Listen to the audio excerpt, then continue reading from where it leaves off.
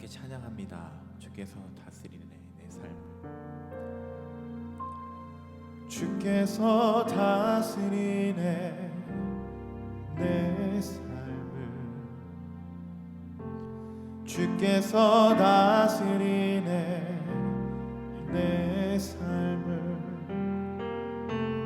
주께서 일하시네 지금도. 주께서 일하시네 내 삶에. 주께서 다스리네 내 삶을. 주께서 다스리네 내 삶을. 주께서 일하시네 지금도. 주께서 일하시네 내 삶에. 주님만 의지해요. 주님만 의지해요. 주님만 의지해요. 예 주님. 주님만 의지해요. 주님만 의지해요.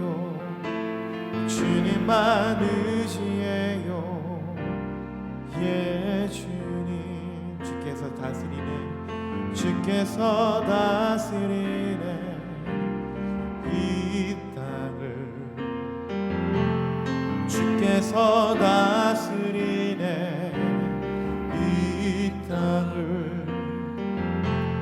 주께서 일하시네 이 순간. 주께서 일하시네 이곳에.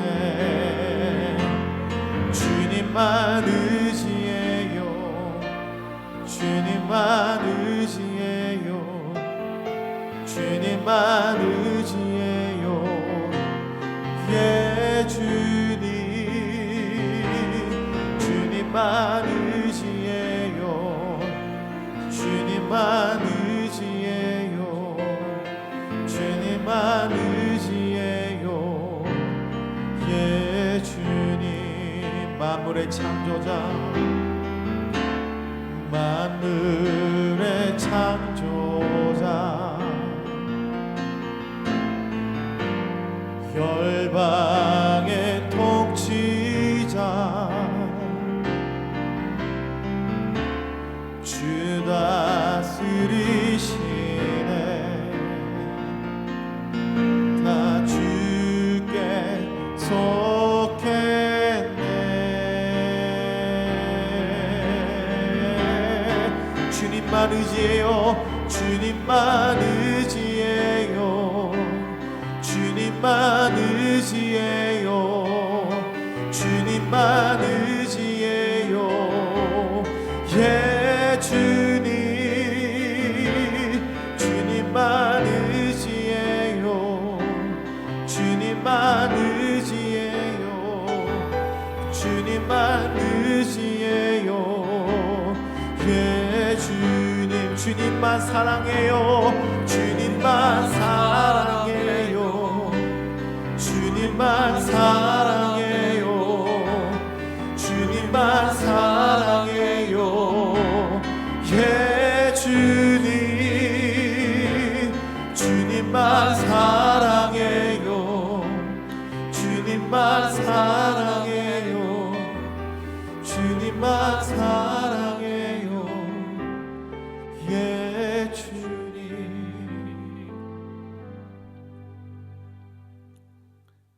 주님의 다스리심과 통치가 오늘도 우리의 성도들의 삶의 자리자리마다 가득하시기를 소망합니다. 주님의 다스리심과 통치하심이 우리가 살아가는 이 땅과 이곳에 늘 넘치시기를 간절히 소망합니다.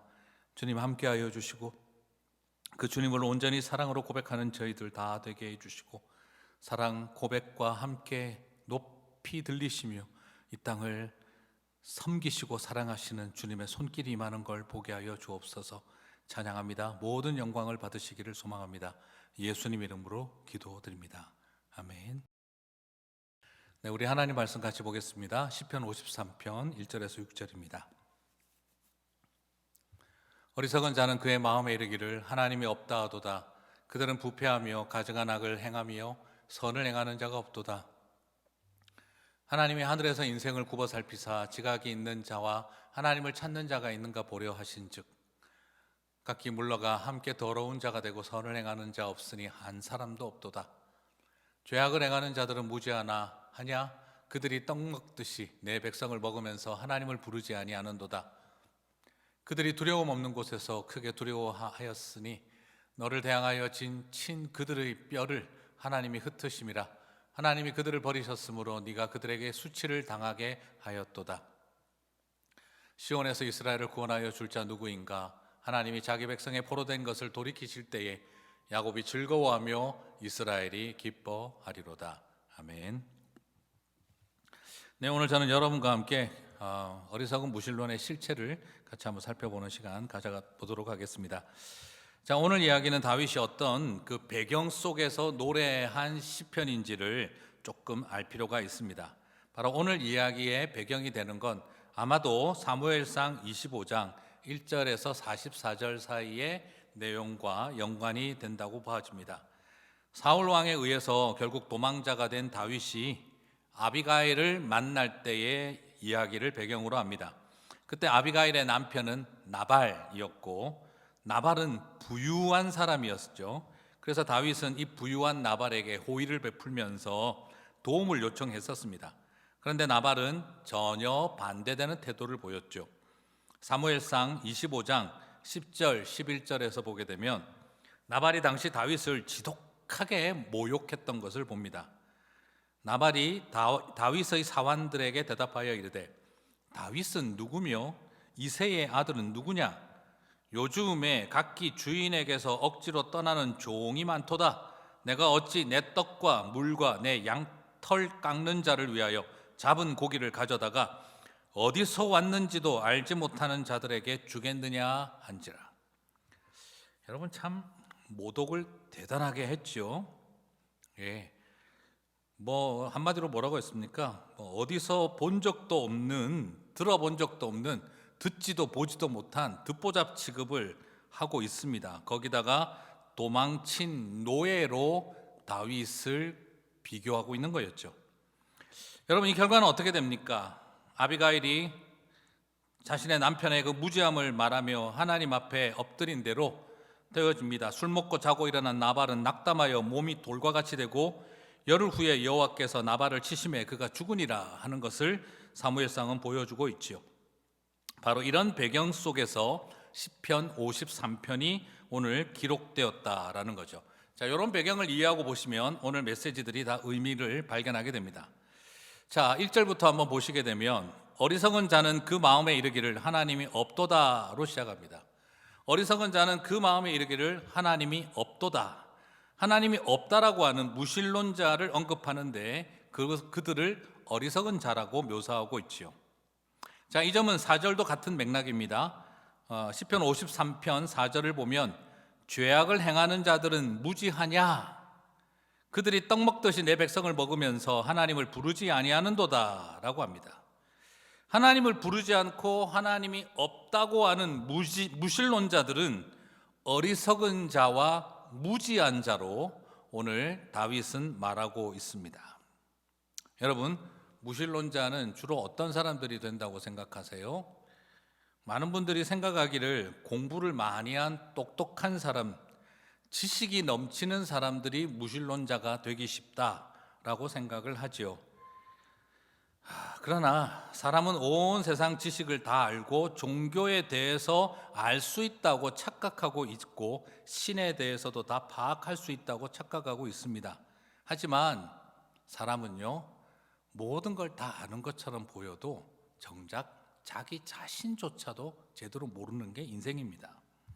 자신도 잘 알 수 없는 존재가 내가 나를 모르는데 어찌 하나님의 존재를 있다 없다를 결정할 수 있겠습니까? 그것은 하나님의 존재를 부정하는 것이지 이미 하나님의 없다라고 하는 것 자체가, 그 전제가 이미 신의 존재를 전제하고 시작되는 이야기인 것도 보게 되어지죠. 결국 우리는 여기에서 자기 자신도 알 수 없는 존재가 하나님이 없다라고 하는 것은 스스로 무지한 존재임을 자증하는 것과 같습니다. 그런데 문제는 하나님의 존재를 부정하는 무신론적 사고는 이게 지식적인, 지성적인 이야기로 끝이 나지 않습니다. 종교적인 논쟁으로 끝나지 않습니다. 하나님을 떠난 세상은요, 결국은 도덕성과 사회윤리를 잃어버리고 파괴되어졌다는 걸 보여주고 있습니다. 오늘 1절은 단순히 무신론자들의 이야기가 있다 하는 정도로 끝나지 않습니다. 그들은 부패하며 가증한 악을 행하며 선을 행하는 자가 없도다. 이 어리석은 자, 하나님이 없다고 하는 사람들은 결국 도덕적 부패를 만들어낸다라고 하고 있어요. 그리고 4절은 무지한 하나님을 부정하는 사람들은 그들이 떡 먹듯이 내 백성을 먹으면서라고 말합니다. 생명윤리가 결여되고 사회윤리가 결여되어진 소위 말하는 사회적 폭력을 정당화시키는 이 어리석은 자들의 열매를 말하고 있습니다. 그러므로 오늘 여기서 우리가 발견하는 것은 믿음의 문제는 단순히 지성적, 신학적, 종교적 문제로 끝나지 않는다는 겁니다. 이것은 결국 윤리적, 사회적 갈등의 문제로 표출된다라고 말하고 있는 거지요. 하나님이 없다는 사람들은 공동체 안에서 사회적인 부패와 가증한 일을 자행할 수 있다는 겁니다. 하나님을 경시하는 사람들은 힘없는 백성들의 생명을 경시하는 모습으로 나간다는 겁니다. 하나님을 무시하는 사람은 백성들의 생명의 가치를 무시한다라는 겁니다. 떡 먹듯이 백성들을 삼킨다라는 겁니다. 힘없는 백성을 정치 권력과 경제적 패권을 위한 먹거리, 곧 밥처럼 먹어치울 떡 같은 대상으로 취급하는 것이 무신론이 일으키는 문제라는 거죠. 사랑하는 성도 여러분, 여기서 기독교 신앙의 본질을 봅니다. 백성들을 떡으로 보고 먹어치우는 어리석은 자의 삶이 하나님을 부정하는 길입니다. 그러면 기독교 신앙의 본질은 뭘까요? 백성들을 떡처럼 먹는 것이 아니라 백성들에게 떡을 주는 하나님, 나아가 백성들의 떡이 되어주시는 하나님, 그것을 전하는 신앙이 바로 기독교 신앙의 본질입니다. 그러므로 기독교 신앙을 가진 사람은 세상과 사람들을 먹어치울 떡처럼 먹는 존재들이 아니라 그들을 향해 떡 대신 우리를 향해 빵이 되어주신 예수 그리스도를 전하는 삶을, 그래서 오히려 예수 그리스도는 백성들의 떡이 되어주신 분이지 백성들을 떡으로 보신 분이 아니다라는 겁니다. 오늘 이 이야기는 우리들에게, 기독교 신앙인들이 우리는 그저 종교가 있냐 없냐, 하나님을 믿느냐 아니냐의 문제로 끝나는 것이 아니라 백성들을 어떻게 보느냐, 먹을 떡으로 보느냐, 아니면 우리의 살과 피를 나누어 먹여야 할 백성으로 보느냐의 엄청난 갈림길을 만들어낸다는 겁니다. 그러므로 종교적이고 지성적인 신학 논쟁만을 즐기는 사람들이 되는 것이 아닙니다. 그리스도인들은 백성들에게 떡이 되어주는 예수 그리스도, 그분처럼 함께 우리의 삶을 나누는 것을 결단해야 한다는 거죠. 그러면 오늘 이 어리석은 자의 이야기는 완전히 불신자들에 대한 이야기이기만 할까요? 비기독교인, 비신자들에 대한 이야기이기만 할까요? 놀랍게도 이 어리석은 자, 무신론적인 자는 소위 말하는 완전 비신자나 불신자가 아니었습니다. 1절에 나오는 어리석은 자는 이라고 되어 있는데, 이 어리석은 자, 하나님을 부정하는 어리석은 자는, 이 어리석다라는 말은요 히브리어로 나발입니다. 바로 제가 시작할 때 말씀드렸죠, 사무엘상 25장의 배경이 되는 아비가일의 이야기, 그 남편 나발과 이름이 똑같습니다. 나발이 여러분 완전 불신자고 비신자, 비유대인이었을까요? 그렇지 않습니다. 아내 아비가일을 봐도 하나님을 전적으로 신뢰하는 참 하나님의 백성이었습니다. 나발 역시 유대교의 배경을 가진 이스라엘 12지파 중에 한 명입니다. 사무엘상 25장 3절을 볼까요? 그 사람의 이름은 나발이요 그의 아내의 이름은 아비가일이라. 그 여자는 총명하고 용모가 아름다우나 남자는 완고하고 행실이 악하며 그는 갈렙 족속이었더라 라고 하고 있어요. 집안이 어떤 집안이라고요? 갈렙 집안이라고 합니다. 예, 바로 우리가 알고 있는 믿음의 사람 여호수아와 함께 그 정탐꾼들을 이끌었던 영적 리더라고 할 수 있었던 갈렙이었습니다. 혈통적 유대인이고 바로 철저하게 온전한 하나님의 백성 갈렙 집안입니다. 아내도 훌륭한 믿음의 여성이었습니다. 실제로 나발이 하나님을 대적하고 하나님의 존재를 부정하는 말을 한 적은 없습니다. 다만 그는 하나님이 기름 부음 받은 다윗을 도망간 노예로 취급했습니다. 듣지도 보지도 못한 듣보잡 취급을 했습니다. 하나님이 하시는 일을 알지 못하고 사람에게 무례하며 호의를 짓밟는 사람이었고 하나님이 세우신 다윗을 폄하하고 짓밟는 것을 그런 삶의 태도를 오늘 시편에서는 뭐라고 말합니까? 하나님이 없다라고 하는 어리석은 무신론자로 설명하고 있습니다. 여러분 여기서 잘 보셔야 합니다. 오늘 시편 53편이 말하는 이 어리석은 자, 하나님이 없다고 하는 이 무신론자는 혈통적 비유대인, 신앙적으로 비기독교인, 불신자, 비신자 이런 사람을 말하는 게 아닙니다. 갈렙 집안이고 유대인입니다. 소위 말하는 최고의 믿음의 명문가입니다. 그러나 소위 말하는 믿는 백성이시지만 하나님이 세우신 사람을 짓밟고 사람에 대한 무례를 행하는 모습을 성경은 무신론자로 간주하고 있다는 겁니다. 그가 성전에 가서 안식일에 무슨 말과 행동을 했느냐를 보는 것이 아니라 일상의 영역에서 고통받는 사람, 자신에게 호의를 베푼 사람에 대한 태도를 바라보며 그는 도덕성이, 사회성이 있다 없다라고 말하지 않고 그는 하나님을 부정하는 자다라고 오늘 시편 53편은 규정하고 있다는 겁니다. 다시 말씀드려서 시편 53편은 불신자, 비신자, 다른 이방인들을 향해 무신론자라고 말하고 있는 것이 아니라 최고의 믿음의 명문가의 아들이 신자의 범주에 들어와 있는 그 사람의 고통받는 사람에 대한 사회적 태도를 바라보며 무신론자라고 규정하고 있다는 점입니다. 오늘 이것은 우리에게 굉장히 중요한 도전입니다. 하나님에게 잘못해서 어리석은 자, 신앙적으로 행동을 잘못해서 무신론자라고 규정되지 않았습니다.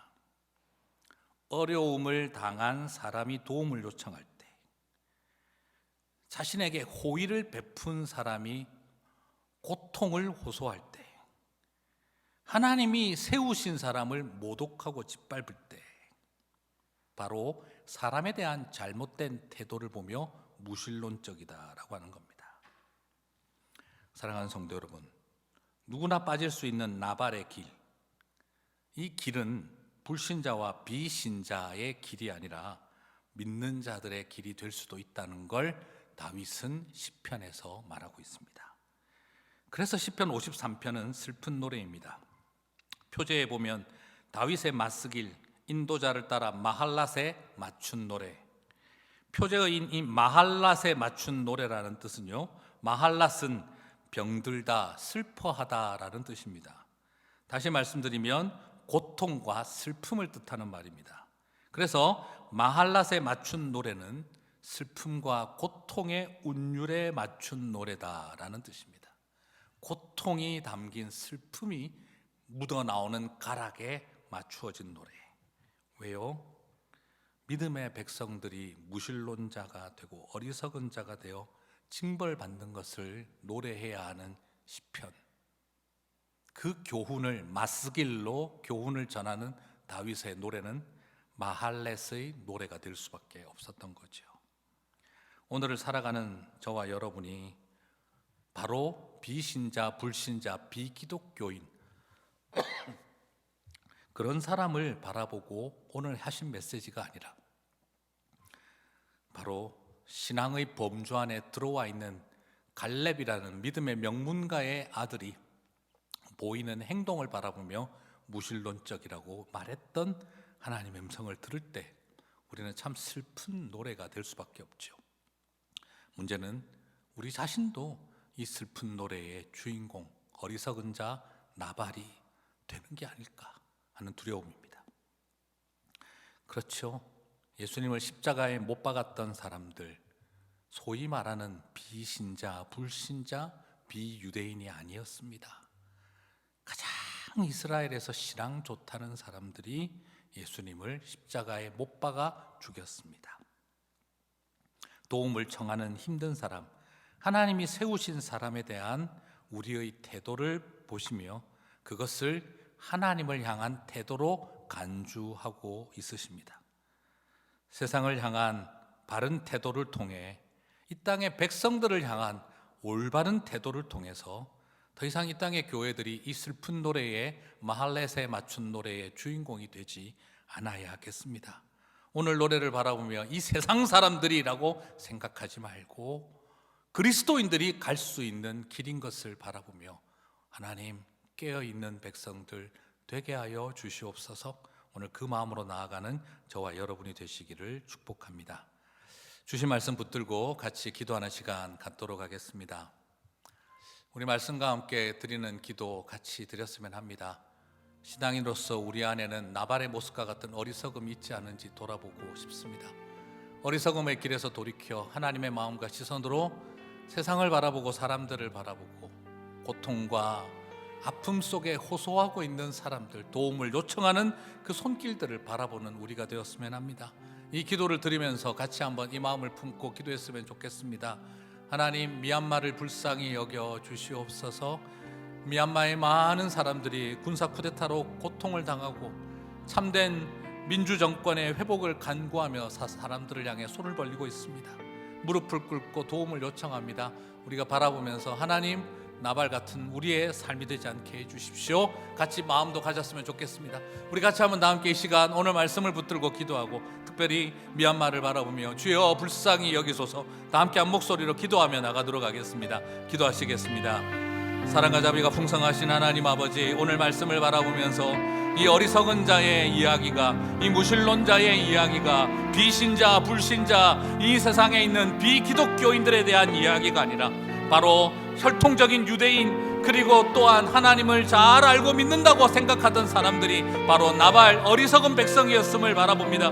오늘 이 말씀을 바라보면서 우리가 다시 한번 깨어있게 도와주십시오. 아버지, 하나님에게 무엇을 했느냐, 성전에 가서 무엇을 했느냐, 그런 종교적인 것을 바라보지 않고 고통을 호소하는 사람, 도움을 요청하는 사람, 호의를 베풀며 도와달라고 부탁하는 사람들을 향한 태도, 하나님이 세우신 사람에 대한 태도가 하나님을 향한 태도로 여기셨던 것을 바라볼 때에 우리가 다시 한번 깨게 하여 주시고 돌아보게 하여 주시옵소서. 그리고 특별히 지금 미얀마 땅을 바라봅니다. 주여 불쌍히 여겨주시고 아버지, 그 땅의 백성들의 그 처절한 부르짖음을 기억하여 주시고 아버지, 국제사회가 그들을 도울 수 있게 도와주시며 아버지, 외롭지 않게 도와주시고 그 고통과 절망의 날들이 끝이라고 참되고 온전한 하나님, 이 땅의 자유의 역사들이, 민주주의의 역사들이 일어날 수 있도록 주여 도와주시기를 소망합니다.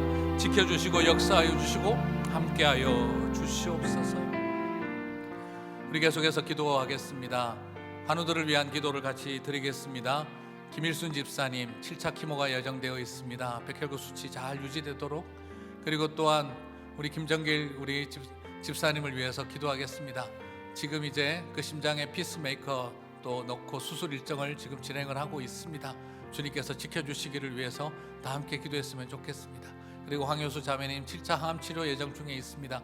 또 오른쪽 가슴과 임파선 수술 예정이 있습니다. 지금 수술을 앞둔 그 모든 과정 위에 주님 함께해 주십시오. 그리고 프랭클리 우리 형제님 뇌종양 수술과 합병 증세, 우리 이주원 장로님 또 아들이신데 위해서 같이 기도했으면 좋겠습니다. 우리 네 분을 위해서 다 함께 한 목소리로 기도하겠습니다. 오 하나님, 주님께서 함께하여 주시고 주님의 크신 위로가 사랑하는 성도들 안에 아버지 하나님 다시 한번 일어나고 확인되어지고 역사하여 주시는 것을 볼 수 있도록 주여 도와주시기를 간절히 소망합니다. 주님의 크신 은혜와 치유가 아버지 하나님 나타날 수 있게 도와주시고, 김일순 집사님을 기억해 주시고 우리 황효수 자매님을 기억하여 주셔서 지금 브레스트 캔서로 계속되는 키모와 또한 수술을 앞두고 있는 그 모든 과정 위에 주님께서 함께하여 주시며, 우리 주님 불꽃 같은 눈동자로 피 묻은 손으로 만져주시고 주님의 치유와 회복의 역사가 일어날 수 있도록 주여 도와주시기를 소망합니다. 김정길 집사님을 기억하여 주시며 아버지 또한 페이스메이커 수술 일정을 또한 해야 합니다. 이 모든 상황에서 지켜주시고 코비드-19로부터 어려움을 겪고 있을 때 주님께서 치유하여 주시고 만져주시며 회복의 역사가 일어날 수 있도록 도와주시옵소서. 그리고 사랑하는 또한 젊은 형제 우리 프랭크 형제를 기억하여 주시고 아버지 하나님, 계속되어지는 수술과 그리고 또한 여러 가지 합병 증세로 많은 고통이 있습니다. 주님 아십니다. 그 모든 상황에서 사랑하는 자녀들을 지켜주시고 사랑하는 자매를 붙잡아 주시고 아버지 사랑하는 부모님들의 기도를 기억하여 주시며 주님의 치유와 회복의 역사가 일어날 수 있도록 주여 도와주시옵소서. 우리 마지막으로 같이 다 함께 기도하고 개인기도의 시간 들어가겠습니다. 지금은 잠시 우리 침묵하며 세미한 소리로 말씀하시는 하나님의 음성에 귀를 기울이게 해주시고 주의 말씀에 순종하는 삶 살게 하여 주십시오. 우리 주님의 음성을 듣고 또 각자 개인기도의 시간 갖도록 하겠습니다. 다 함께 침묵하며 나아가겠습니다. 주님, 말씀하여 주시옵소서.